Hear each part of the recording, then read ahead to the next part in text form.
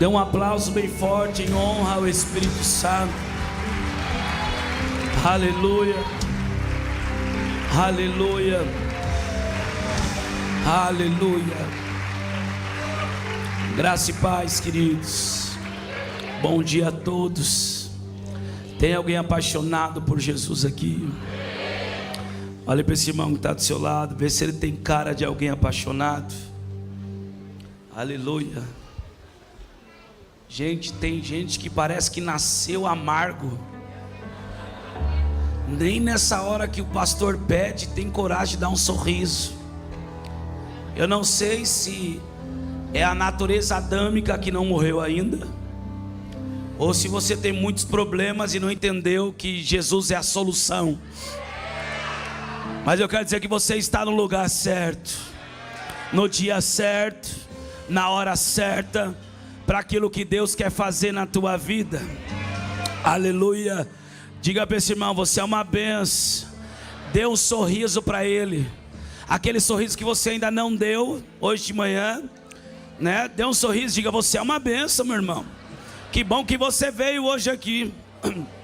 Deus vai te pegar aqui. Aleluia.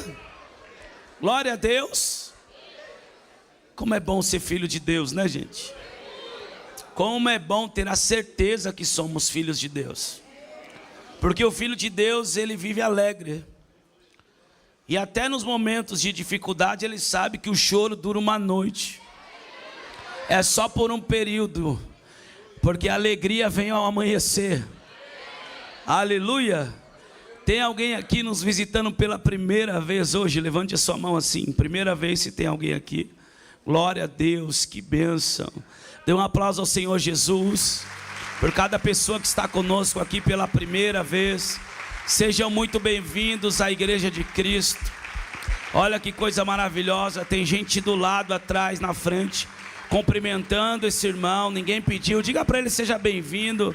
Essa é a sua casa. Aleluia, glória a Deus. Que bênção, queridos. Abra sua Bíblia comigo, por favor, no Evangelho de João, capítulo 16. Aleluia. Nós estamos em uma manhã do partir do pão. Nós estamos em uma manhã onde Deus nos conduzirá a um nível mais profundo de revelação.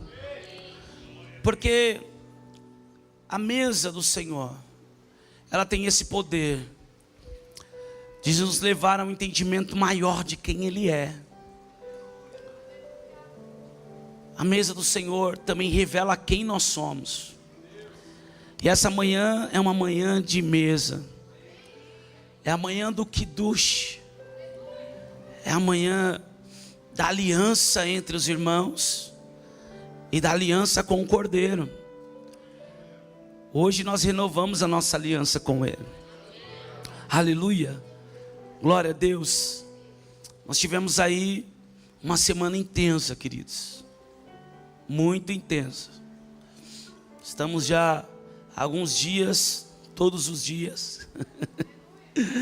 Alguns dias, todos os dias, servindo, se entregando, ministrando, sendo ministrados. Ontem fomos dormir 4 horas da manhã. Eu estou aí com a família de equatoriano, mi casa. Eu estou falando muito bem espanhol. Pero que necessito hablar. Eu quase comecei a predicar em espanhol hoje. E, queridos, é desafiador recebermos as nações em casa. É desafiador, mas nós somos uma igreja apostólica. Aleluia. Diga ao seu irmão: se prepare, porque as nações serão o quintal da sua casa. Você acredita nisso? Teve um dia que nós estávamos no almoço em casa e eu estava falando God bless you aqui Deus lhe bendiga, ali Deus abençoe, e aqui chacataraba chacada. Todos esses idiomas em uma só casa. Aleluia. Agora em maio, queridos, maio não, abril. Olha eu dando um spoiler aqui. Em abril nós completamos 7 anos de IAP Vila Matilde. E estará conosco um dos homens que Deus me deu uma experiência muito incrível quando eu conheci ele. É lá do país do Canadá, ele mora em Montreal. Fui ministrar na igreja dele. E quando eu entrei na sala dele, sem ele abrir a boca, Deus me mostrou o nível de patente espiritual que esse homem carrega. Um homem muito simples. Ele estará aqui conosco. Esse homem faz cruzadas no Paquistão para mais de 100 mil pessoas. Ele vai estar aqui conosco em abril. Por que eu estou dizendo isso? Porque um novo idioma vai ser falado nesse altar. Porque ele fala francês. Tem alguém que fala francês aqui? Ajuda a gente, por favor. Vamos precisar de um tradutor agora do francês também. Amém? Vamos lá. João 16, versículo 7. Diz assim: mas eu lhes digo a verdade, é melhor para vocês que eu vá, porque se eu não for, o Consolador não virá para vocês. Mas se eu for, eu o enviarei a vocês. Quando ele vier, convencerá o mundo do pecado, da justiça e do juízo. Do pecado, porque eles não creem em mim. Da justiça, porque vou para o Pai, e vocês não me verão mais. Do juízo, porque o príncipe deste mundo já está julgado. Tenho ainda muito para lhes dizer, mas vocês não podem suportar agora. Porém, quando vier o Espírito da verdade, ele os guiará em toda a verdade. Ele não falará por si mesmo, mas dirá tudo o que ouvir e anunciará a vocês as coisas que estão para acontecer. Amém? Coloque a sua Bíblia no assento por um minuto.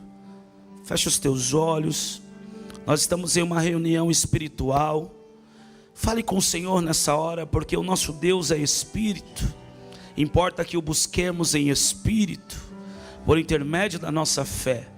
Então fale com Ele agora, faça a sua oração. Qual é a resposta, a direção, o milagre, o refrigério, o que você precisa nessa manhã? É Ele que vai falar conosco.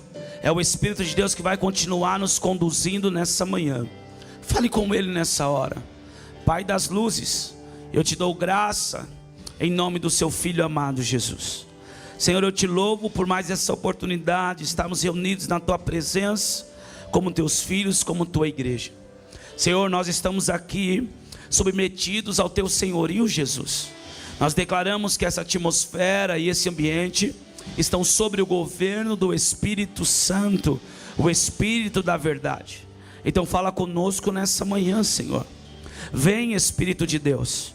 Vem, Senhor, sobre nós com um espírito de revelação, de entendimento e de sabedoria.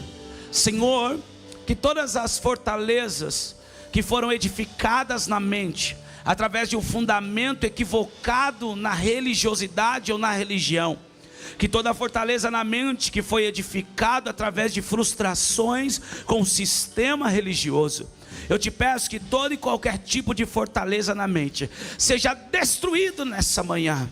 E o que o teu Espírito, o Espírito da verdade, leve a nossa mente cativa ao senhorio de Jesus Cristo de Nazaré. Fala conosco, Senhor. Fica conosco nessa manhã. Porque nós declaramos, Jesus, que não há ninguém maior ou melhor do que o Senhor aqui. Tudo aqui é para o louvor da sua glória, em nome de Jesus. Você que crê, entre em concordância, diga amém. Tome o seu lugar aplaudindo ao Senhor.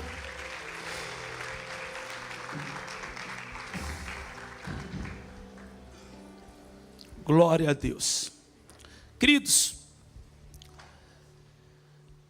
nesta madrugada eu estava meditando e Deus, o Espírito Santo falou comigo acerca dessa palavra para esta manhã.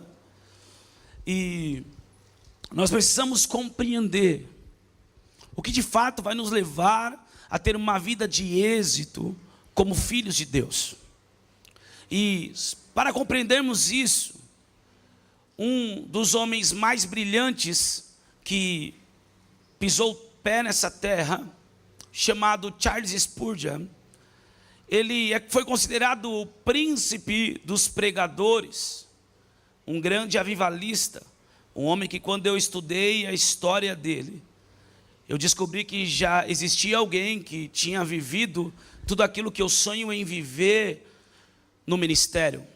Uma das coisas que queima em meu coração, e é um grande sonho, é termos um orfanato sustentado totalmente pela igreja, não ligado ao governo. E nós sabemos que isso no Brasil é muito difícil, porque a lei, ela dificulta muito, há muita burocracia, principalmente quando se diz respeito à adoção. Porém, quando eu li a história desse homem, eu vi que isso é possível.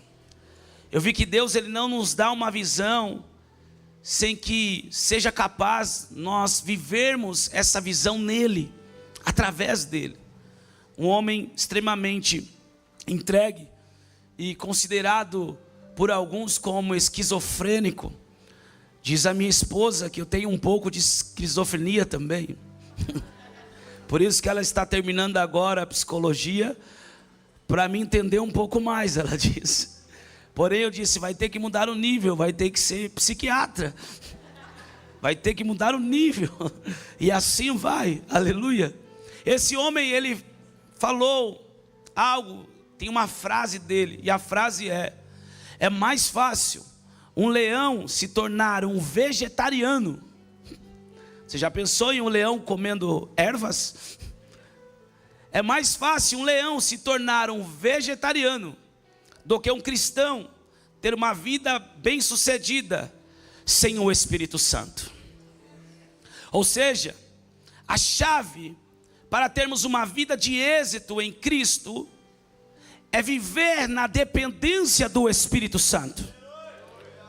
Eu digo isso, alguns anos atrás eu estava nos Estados Unidos, no meu turno de oração da madrugada, e eu vi que quando eu cheguei nos Estados Unidos, o meu Instagram começou a receber muitas mensagens. Se eu não me engano, foi na minha segunda viagem para a América, e pessoas pedindo mentoria, pessoas pedindo conselhos, pessoas pedindo direções, e eu comecei a orar no turno da madrugada, e o Espírito Santo falou comigo, porque eu disse a ele: Senhor, por que as pessoas estão tão desesperadas por aconselhamento, por mentoria de homens? Nós estamos em uma era de mentorias, nós estamos em uma geração onde o conhecimento está sendo vendido. Nós estamos em uma geração onde as pessoas estão em busca de informações e conhecimento para obter resultados a qualquer custo.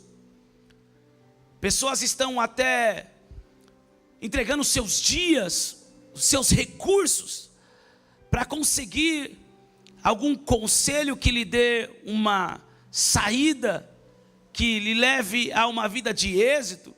Porém, quando eu perguntei isso para o Espírito Santo disse para mim: as pessoas estão desesperadas, filho, por conselho. Mas você percebe que a maioria não vem pedir conselho para mim? Eu disse: como assim, Senhor? E o Senhor me disse: as pessoas não vêm pedir conselho para mim, porque eu sou o Espírito da verdade. E a maioria delas não querem, elas não querem a verdade. Elas querem enganar a si mesmas e acreditar que a vontade delas pode ser realizada acima de qualquer coisa. Nós precisamos compreender que o Espírito Santo é o Espírito da verdade. E o Espírito Santo, quando ele nos conduz a uma vida de êxito, ele nunca vai nos levar a viver uma quebra de princípios. Diga para o seu irmão: o Espírito Santo não vai te conduzir a uma quebra de princípios. O Espírito Santo nunca vai nos levar a viver algo que está fora das Sagradas Escrituras. O Espírito Santo nunca vai nos levar a viver algo que está fora da dinâmica do reino. O Espírito Santo nunca vai nos levar a viver algo que está fora dos padrões e dos valores e dos princípios divinos. Nós precisamos compreender isso. Quando nós compreendemos isso, tudo muda. Jesus, ele está dizendo algo aos seus discípulos. Ele está exortando eles e ao mesmo tempo já entregando a solução. Jesus diz: vocês estão chateados porque eu estou dizendo que vou para o meu Pai? Vocês estão tristes por causa disso? E vocês não me perguntam quem eu sou ou para onde eu vou? Ou seja, os discípulos estavam apegados emocionalmente. Mas eu quero dizer uma coisa: Deus não é um Deus emocional. O Espírito Santo não é emocional. Jesus não é um ser emocional. O que isso quer dizer? Deus não se move pelas nossas emoções. Deus não é um Deus sensacionalista. Deus, ele é Espírito. Nós precisamos compreender isso. Deus move as coisas na minha e na tua vida pelo seu propósito, não pelas nossas emoções. Pastor, o que você está querendo dizer? Não adianta a gente ficar chorando, não adianta a gente ficar se fazendo de vítima, não adianta a gente querer manipular a Deus com as nossas emoções e sentimentos. Ontem eu estava ouvindo isso de uma moça que há anos tem lutado para se converter, e há anos minha esposa tem ministrado ela. E ela sofreu um bloqueio na conta dela. E ela ficou revoltada porque todo o dinheiro ficou preso. E ela não conseguia fazer nada. E ela começou a querer explodir. Só que ela está retomando a caminhada com Cristo. Ela falou agora que se converteu de verdade. Está se esforçando. E ela falou: eu queria xingar, mas eu comecei a chorar dentro do carro. E eu ouvi o Espírito Santo me dizendo: você precisa se arrepender de todo o dinheiro que você roubou das pessoas. Ela disse: eu entendi, eu poderia ir para o meu quarto, eu poderia ficar chorando, dizendo: Deus, por que isso aconteceu comigo? O meu dinheiro foi bloqueado, eu não tenho dinheiro para pagar aluguel, não tenho dinheiro para pagar conta. Mas eu entendi, Jonatas, que Deus não ia se mover pelas minhas emoções. Porque o Espírito disse para mim me arrepender. Por quê? Porque Deus se move pela sinceridade do nosso coração. O mundo espiritual é movido por leis, queridos. Existem cortes celestiais. Nós precisamos compreender que o Senhor julga as nossas causas. Apocalipse diz que Satanás, o nosso acusador, ele acusa os filhos de Deus dia e noite. Então não é por emoção que Deus vai se mover, mas é quando nós não temos nenhuma pendência. Meu Deus do céu. Pastor, me explica melhor. Qual é a área da sua vida que está paralisada? Qual é a área da sua vida que não anda? Qual é a área da sua vida que você tem mais dificuldade? Agora peça para o Espírito Santo te conduzir à raiz do problema. O que no mundo espiritual está paralisando essa área da sua vida? Qual é a pendência dentro dessa área que ainda não foi sanada, que ainda não foi resolvida? Eu testemunhei aqui alguns cultos atrás, alguns anos atrás, se eu não me engano. Eu comecei a estudar sobre transferência de unção, sobre impartição, sobre o avivamento que aconteceu em 1994 no Canadá, em Toronto. E eu falei: Senhor, eu quero isso para os nossos dias. Eu comecei a orar por isso. E o Espírito Santo falou de uma forma bem amorosa. E ele disse para mim assim: você não pode querer isso. Eu disse: por que, Senhor? Ele disse: porque muitas vezes você criticou esses moveres. Como eu vou requerer algo na região espiritual, no mundo espiritual, que um dia eu invalidei? Não tem como, meu irmão, um dia você pegar o seu testamento e dizer: eu não quero mais a herança, eu abro mão disso. E depois você voltar atrás e dizer: não, eu quero de volta. Porque nós invalidamos o direito legal de viver isso. Então tem muitas pessoas que estão sofrendo porque um dia falaram o que não eram para falar, declararam o que não era para declarar, fizeram o que não era para fazer. Eu acho que essa manhã está mudando para uma manhã profética. Hoje eu falei comigo mesmo, eu não vou pregar hoje, eu vou ensinar. Pero que, mas o meu coração já está se incendiando. E eu sei que isso começa de forma profética. Escute isso. O que foi que você fez? Hoje é uma manhã de arrependimento. Pastor, minha vida financeira não anda. Quantas pessoas você roubou? Quantas pessoas você enganou? Quantos cheques você deu sem fundo? Meu Deus, isso não é para os mais novos. Os mais novos não sabem nem o que é cheque. Quantas pessoas você não trapaceou? Ah, pastor, mas eu pensou, não, meu irmão, você sabia que não ia conseguir pagar. Quantas coisas aconteceram? Quantos anos na casa de Deus criticando o dízimo e quem entrega o dízimo? Pastor, mas a minha vida está uma bênção. Queridos, o diabo não tem pressa para devorar a colheita. Na verdade, muitas vezes ele espera que o homem construa e edifique a sua casa sobre a areia, ao ponto de em um só momento ele conseguir levar tudo. O que nós fizemos? Eu estou usando um exemplo simples do contexto financeiro, econômico, material, para a nossa vida estar paralisada. Eu tive que fazer isso depois de 4 anos gerenciando loja, supervisionando loja, abrindo empresa e sendo supervisor em outra empresa, ganhando muito bem. Em um mês eu faturei o que meu pai não faturou em 30 anos de empresa.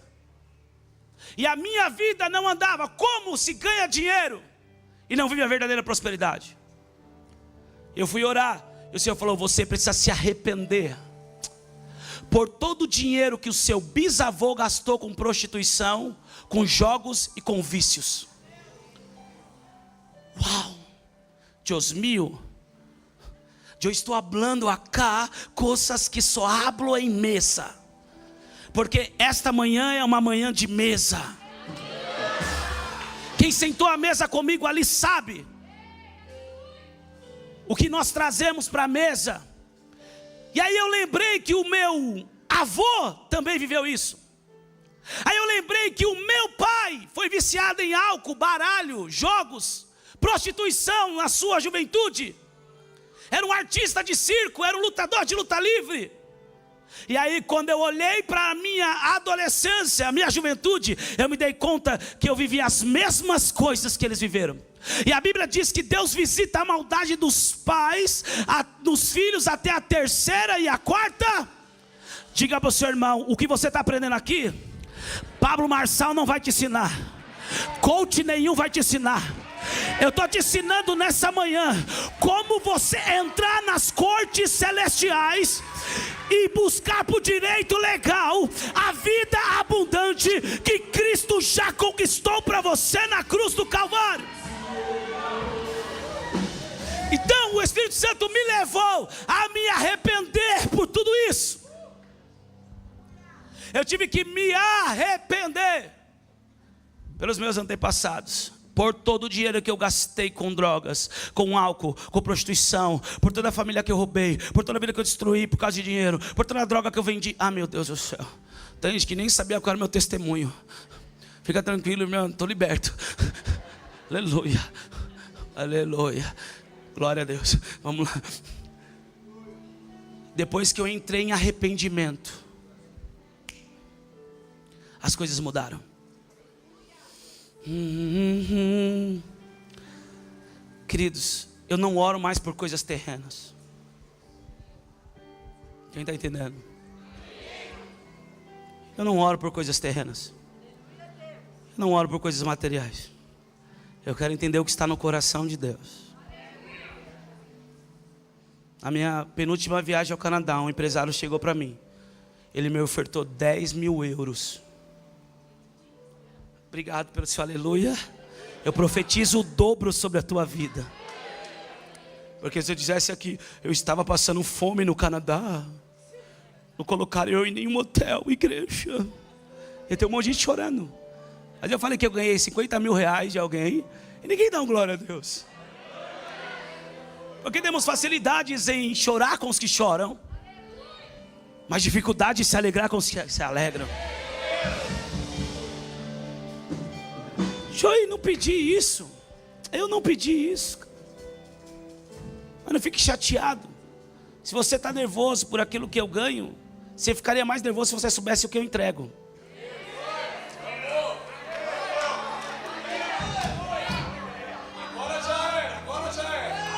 Pero eu não estou aqui para falar de mim mesmo. Estou aqui para falar do Espírito Santo. Escute isso. Ele nos conduz à verdade. E as pessoas, elas querem se enganar, viver se enganando e acreditando que Deus vai fazer a vontade delas. Nem o meu e o teu pai biológico fez isso, que são falhos como eu e você. Um pai que ama o seu filho, ele vai saber das coisas boas para os seus filhos, não as coisas ruins para eles. Então, se o nosso pai biológico sabe o que é bom e o que é ruim para nós, quanto mais o nosso pai que está nos céus. Se nós não formos tratados, se as pendências não forem sanadas, eu já vi isso acontecer, queridos. Pessoas começarem a buscar a Deus na sua necessidade de aceitação, e simplesmente começarem a crescer, e de repente se perderem no crescimento. Quem está entendendo? Eu já vi isso acontecendo. Pessoas que por muito pouco se perderam. Sabe o que é isso? É o que aconteceu com Noé. Me dê um pouco mais de retorno, por favor. O que aconteceu com Noé? O mais difícil para Noé não foi construir a arca em 100 e poucos anos. Pensa o tanto de tempo que Noé investiu nisso. Não foi o mais difícil. O mais difícil para Noé foi reconstruir a terra, a humanidade. Porque no primeiro momento que ele sai da arca, ele já erra. A Bíblia diz que Deus fala para ele: planta uma vinha, Noé. Noé era o cara mais rico do mundo.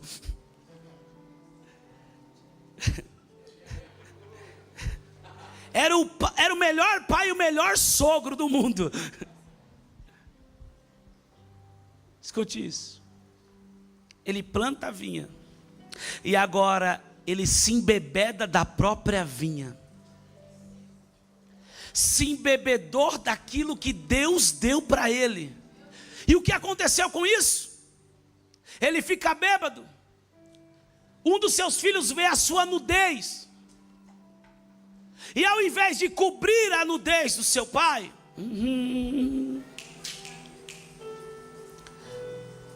ele zombou o seu pai. Chacoalha duas pessoas e diga assim: não zombe do seu pai.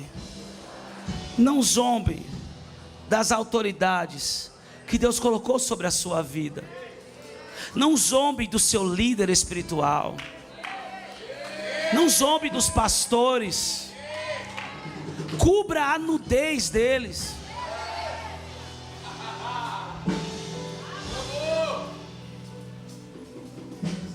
Eu ainda estou falando de coisas que paralisam a nossa vida no mundo espiritual. E essa é uma das formas de sermos paralisados. Nós precisamos saber o que estamos falando, o que estamos fazendo. E ali, ele zomba do seu pai. Um dos seus filhos, ao invés de expor a nudez, cobre ele e cuida dele. Ah, meu Deus.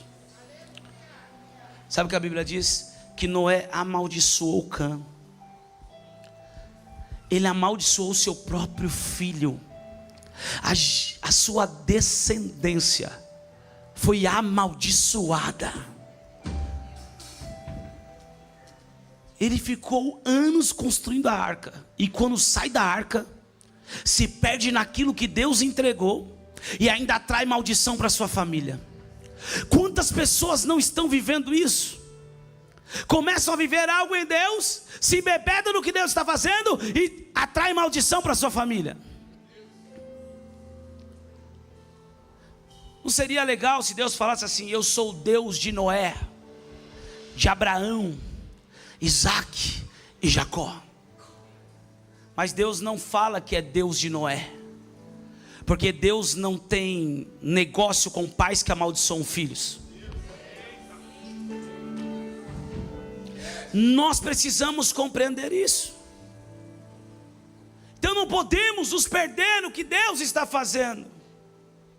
Deus não vai dar algo para nós se nós não estamos preparados. Por isso que em toda área de paralisia, em toda área de dificuldade, precisamos entender, porque Deus quer que a gente flua. Deus quer que você engravide, mulher. Deus quer que você prospere, homem.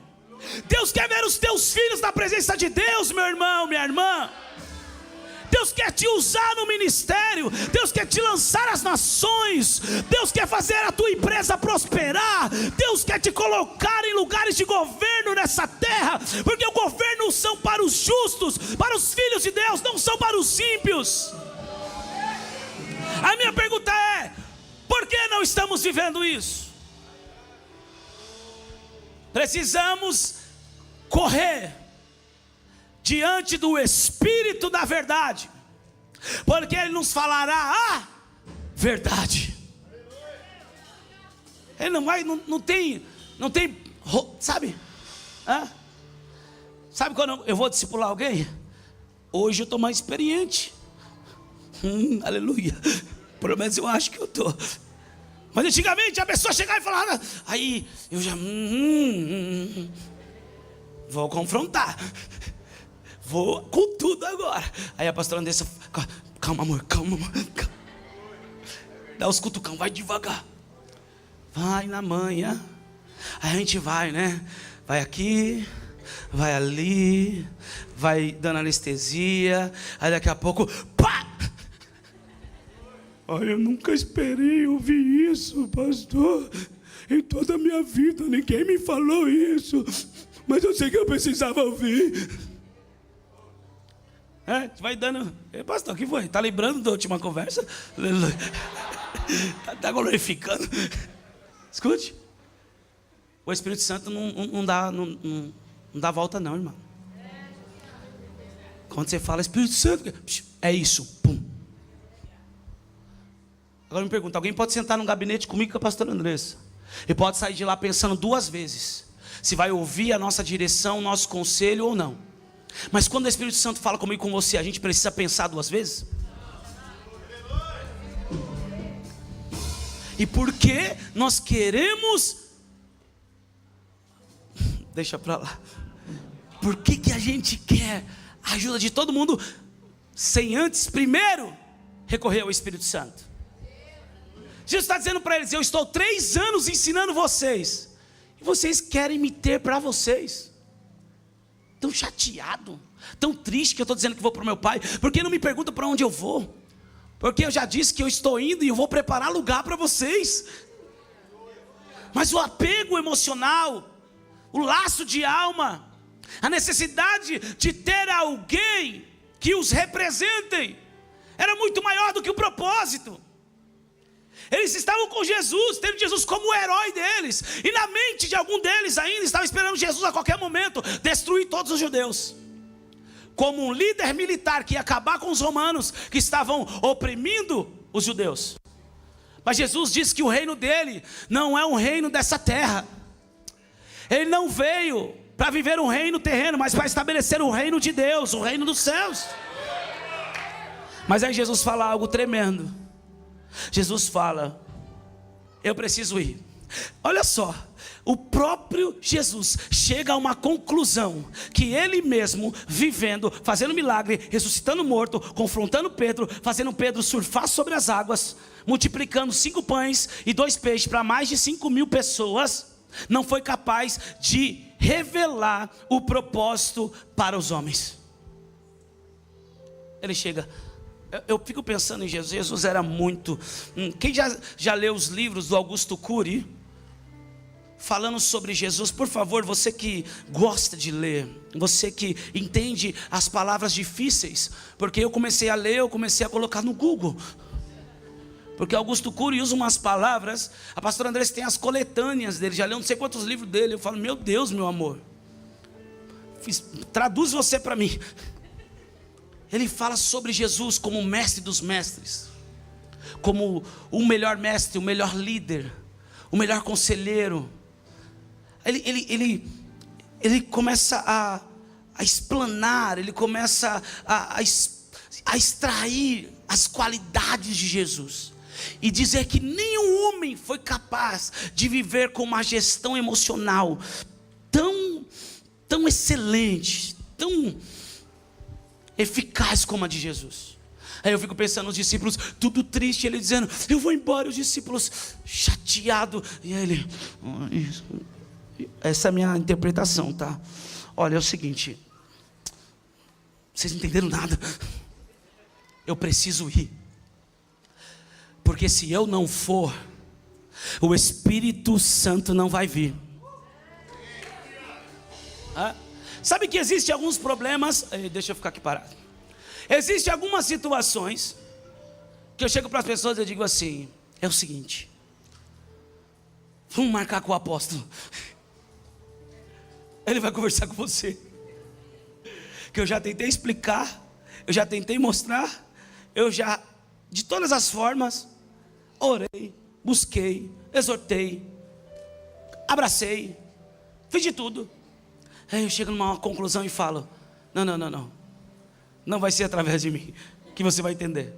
Quando você conversar com o apóstolo, ele vai fechar a Bíblia, ele vai falar, Deus, eu não sei o que ele precisa, mas o Senhor sabe, abre a Bíblia. E ele começa a falar, talvez assim você vai compreender. Jesus está dizendo, eu preciso ir, porque vocês não conseguiram compreender o propósito. Pastor, como que você me prova isso? João 20 fala que Jesus foi crucificado e os discípulos se trancaram dentro de uma casa com medo. Como que Jesus avisa que ele ia ser levantado como a serpente foi levantada por Moisés no deserto? Como Jesus disse que ele iria em 3 dias derrubar aquele templo e edificar algo novo?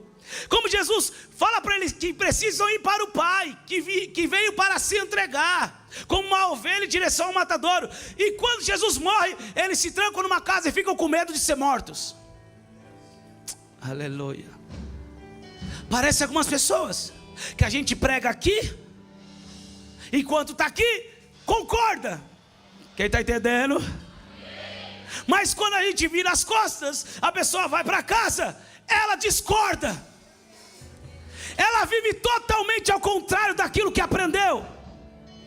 Enquanto os discípulos estavam na presença de Jesus, tudo bem, eu entendo, a quem iremos nós? Só o Senhor tem palavra de vida eterna. Não, Jesus. Aí Jesus é crucificado. Para onde eles foram? Se trancaram numa casa e ficaram com medo. Não entenderam nada. Jesus falou para ele, vocês precisam ir para Jerusalém, até que do alto sejam revestidos de poder. Jesus está dizendo, eu vou liberar poder sobre vocês. O que eles fizeram? Se trancaram numa casa e ficaram com medo. Aí lá vai Jesus de novo. Agora ele faz diferente, pastor Aguinaldo. Ele ultrapassa as paredes, se põe no meio deles, ele diz, paz seja convosco. Aí todo mundo, mas ele não disse que ia ressuscitar. Mas eles não entenderam nada. Jesus se põe no meio deles e diz, paz seja convosco. Todo mundo, assim como o Pai me enviou, eu envio vocês. e soprou sobre eles o Espírito Santo.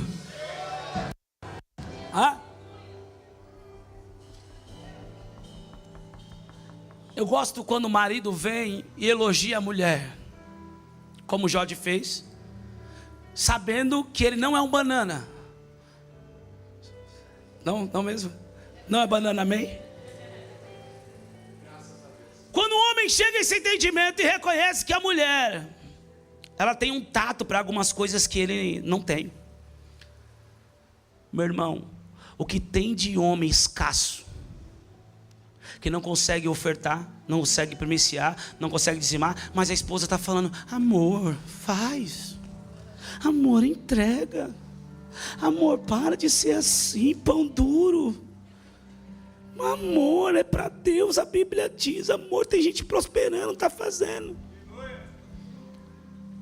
Mas a pessoa, ela não tem, a maioria das vezes o homem tem um coração duro, porque ele não tem sensibilidade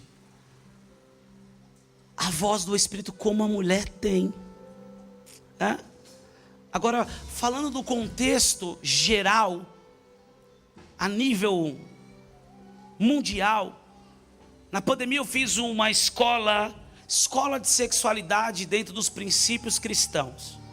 Eu fui estudar para entender a linguagem da ideologia de gênero, para saber como vamos abraçar essas pessoas na igreja. Só que eu pensei que eu ia aprender só isso, e eu entendi e aprendi coisas que eu jamais imaginei que acontecem. Uma das coisas que eu aprendi, através de uma pesquisa, 77% dos homens que são cristãos e vivem dentro da igreja são pornográficos. 33% das mulheres são pornográficas. Aqui não, em nome de Jesus. Obrigado pelo seu glória a Deus, eu recebo. E qual é o problema? Que você nunca vai ver um pornográfico dizimando. O pornográfico não consegue dizimar. Porque Malaquias 3,10 não está falando do dinheiro. Se você ler o contexto, Malaquias 3,10 está falando da imoralidade sexual. Malaquias, como profeta, está exortando como voz de Deus aos sacerdotes que têm traído as suas esposas, que têm abandonado a mulher da sua mocidade, que finge que estão entregando algo para Deus, mas estão entregando ofertas mancas, ovelhas, cabritos, cordeiros doentes que sabem que vão morrer. Meu Deus, ficou profético o negócio. Então o pornográfico nunca vai conseguir dizimar, porque primeiro a imoralidade sexual não deixa ele ver uma entrega pura. Porque dízimo, oferta e primícia é entrega pura, não tem malícia, não tem maldade.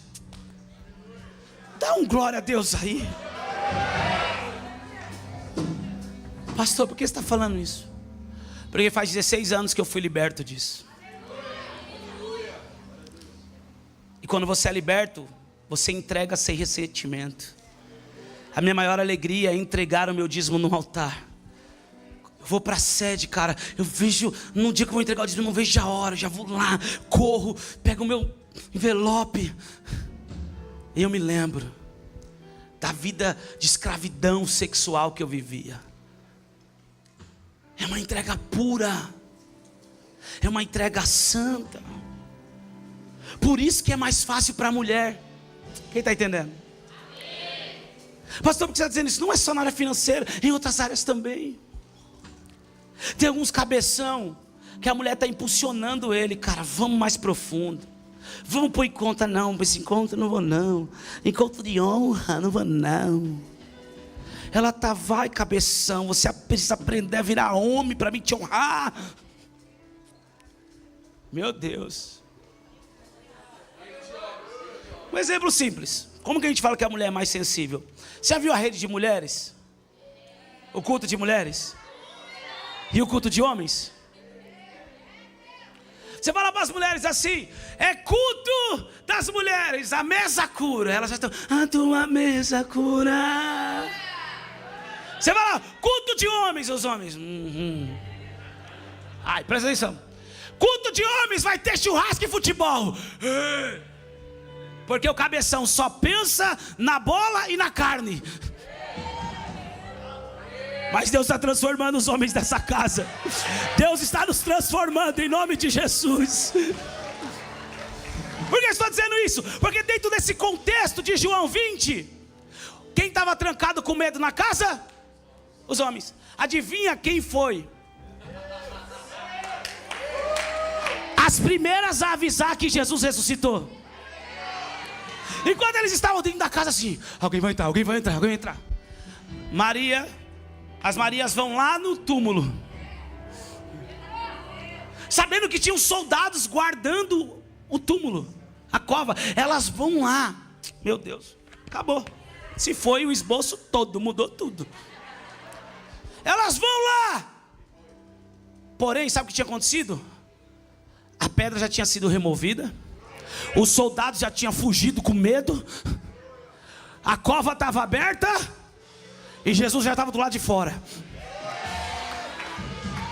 Pensa comigo, não era para os apóstolos viverem essa experiência? Mas os irmãos estavam com medo. Aí Maria olha para Jesus e vê ele diferente. Então pensa que ele é um jardineiro. E não é que ela estava certa? Porque Jesus veio nos levar de volta a um lugar chamado lugar no Éden. Só pode nos colocar no jardim, nos deixar entrar no jardim, o jardineiro que cuida dele. Enquanto Jesus estava servindo como filho de José e Maria na terra, andando, as pessoas chamavam ele do quê? Carpinteiro. Filho de José e Maria, ele não é o carpinteiro? Jesus de Nazaré, não foi ele crescer em Nazaré? Não, ele que é o carpinteiro. Tudo bem, ele é crucificado, ele se entrega, ele ressuscita. E agora a Maria chama ele do quê? Jardineiro. Porque só depois da cruz ele nos deu o direito de voltar ao jardim. O meu orgulho me tirou do jardim, tua bondade colocou jardim em mim. Eu estou sentindo uma graça dele aqui já. E ela pergunta ao jardineiro: onde colocaram ele? Ele vira para ela e diz: Maria, porque você procura entre os mortos aquele que vivo está? Ela reconhece a voz do mestre e ela diz: Rabone, Rabone, ele ressuscitou.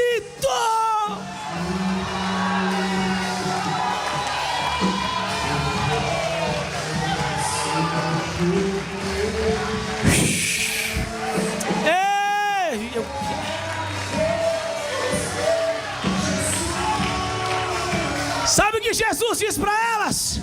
Vão e avisa eles que eu ressuscitei. Sabe o que significa? Jesus está dizendo: eu dou um envio. A palavra apostólica é envio ou enviado. Ou seja, as mulheres foram chamadas para uma chamada apostólica.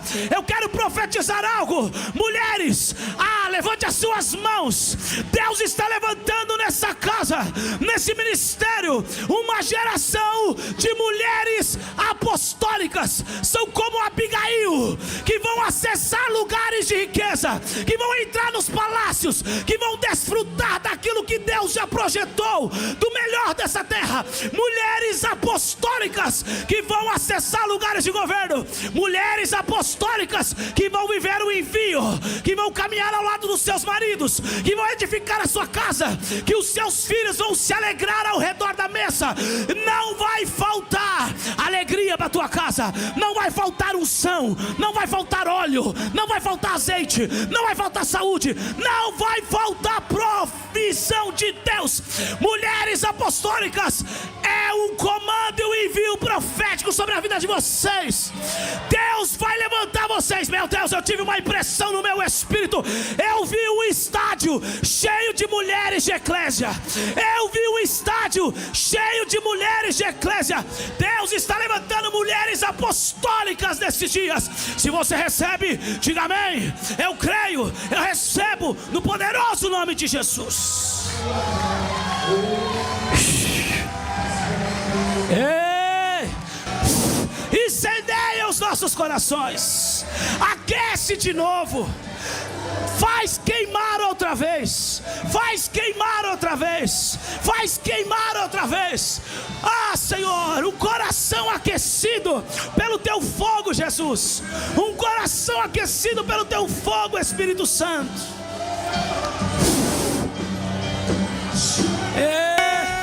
Deus se meteu nesse culto, Deus se meteu nesse negócio. O Espírito Santo diz à igreja: existem algumas pessoas que possam perguntar: o que Deus tem contra mim? O que Deus tem contra mim? E a palavra é: porque abandonaste as primeiras obras, eu tenho contra ti, que abandonaste as primeiras obras, que abandonaste o primeiro amor. Volte ao arrependimento.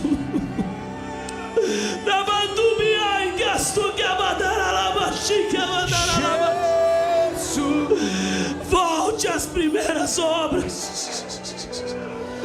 Volte ao primeiro amor, volte a falar do meu amor para os teus familiares que estão perecendo. Volte a falar do meu amor para os teus vizinhos, para as pessoas do teu trabalho. Volte a falar do meu amor. Daraya subidiga mantuga managaia seca na paz. Ei, porque Deus, eu não sinto isso que Ele sente. Porque coração de pedra não pega fogo, meu irmão. Pedra não pega fogo. Oh, corra para o Espírito Santo nessa manhã. Se arrependa da incredulidade, se arrependa do mal, se arrependa da malícia, se arrependa do julgamento, se arrependa do preconceito. Peça para que o Espírito Santo tire o coração de pedra e coloque o coração de carne. Que a religiosidade seja quebrada hoje. Que o coração de pedra, por causa das frustrações, seja transformado em corações de carne nessa manhã. Jesus ressuscita, queridos, e Ele se ajunta a dois discípulos na estrada de Emaús. E os dois discípulos estão conversando, e eles dizem: você não sabe o que está acontecendo. Mataram o líder dos judeus. Acabou a esperança para o povo judeu. E Jesus ia no caminho conversando com eles. Jesus tinha acabado de ressuscitar, e eles não reconheceram Jesus. E Jesus foi conversando com eles. Mas a Bíblia diz, o escritor, o doutor Lucas, ele traz esse relato,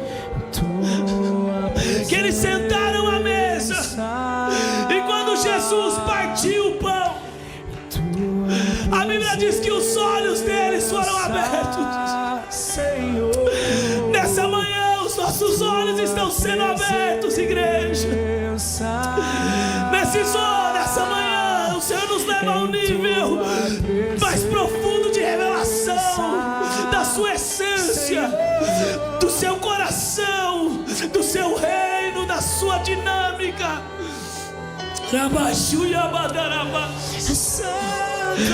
Jesus, Ele parte o pão, e a Bíblia diz: e os olhos deles foram abertos. Eu me rendo a Deus. Amém. de simplicidade. A mesa é o lugar de investir o nosso tempo. A mesa é o lugar onde todos sentam na mesma altura. Não tem ninguém maior ou melhor na mesa. A mesa é o lugar de verdade, de olho no olho. Quando Jesus parte o pão, Ele está falando do partilhar, meu irmão. O partilhar não acabou. O partilhar não acabou. Precisamos entender isso. Quando Ele parte o pão, a Bíblia diz que os olhos deles foram abertos. Mas esses dois discípulos que estavam caminhando com Jesus na estrada e não reconheceram Ele, quando os olhos foram abertos, eles disseram: agora nós entendemos, porque Ele falava conosco e o nosso coração queimava. Porque enquanto Ele falava as palavras, o coração ardia. Nós precisamos desse coração, um coração aquecido, um coração queimando, um coração enquanto a palavra é liberada, ele queima, ele acende, ele arde por amor.